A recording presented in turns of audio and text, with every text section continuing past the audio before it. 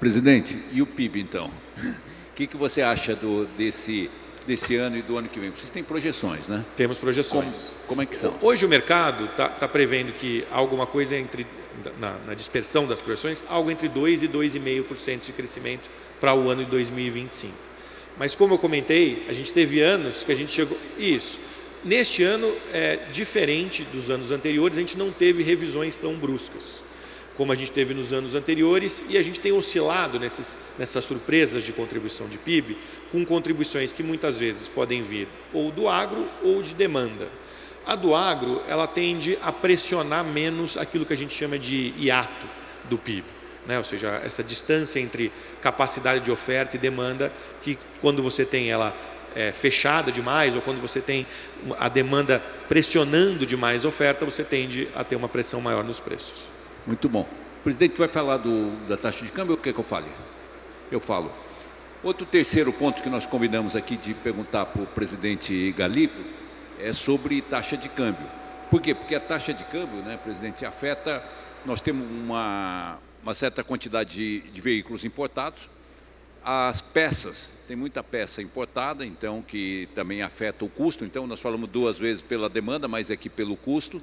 E também a inflação, acaba que a taxa de câmbio afeta a inflação, por consequência, vamos lá no primeiro item da taxa de juros. Como é que está, assim, as previsões, como é que vocês trabalham, assim, para calcular e fazer as projeções de taxa de câmbio, de uma maneira, assim, didática, pessoal, e quais são as projeções, o que vocês estão vendo aí? Dizia um economista que a taxa de câmbio foi inventada para humilhar as projeções do economista, né? Então, assim, que a projeção sobre taxa de câmbio é realmente muito difícil de se fazer.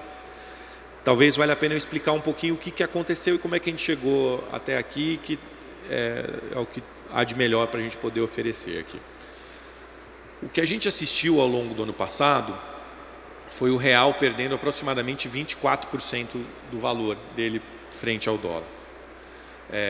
Quando acontece isso, para fazer uma conta simples aqui, imagine que a taxa de juros está em 10%, e o real perdeu 25%, para facilitar.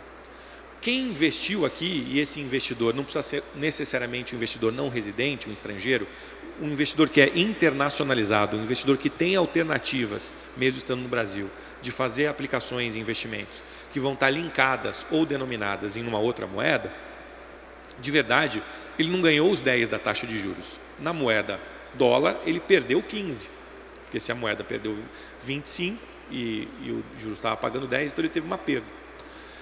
Esse tipo de perda encoraja um movimento do ponto de vista do mercado, que é transformar a sua moeda naquilo que a gente chama de uma moeda funding, ou seja, passa a ser interessante você contrair dívida naquela moeda, porque em dólares aquela dívida vai cair, porque como a sua moeda vai perder valor perante o dólar, quando você tiver que fazer o pagamento, você vai pagar a mesma coisa em reais, mas vão ser necessários menos dólares para isso. Então você começa a assistir um movimento que é estimulado, que é facilitado para você ou fazer um hedge comprando dólar, ou para você sair e usar esse funding barato para aplicar em alguma outra moeda. Esse carrego de o quanto você ganha ao aplicar na sua moeda a gente chama de carry. E o carry do Brasil, esse carrego do Brasil, no final do ano passado, estava abaixo do México e abaixo do da Colômbia. Quando a gente olha, e como você bem disse, o câmbio ele afeta a inflação pelo mecanismo que a gente chama de pass-through da inflação, e o Banco Central não tem qualquer tipo de objetivo no câmbio. Ter um câmbio flutuante é uma das principais linhas de defesa da economia brasileira.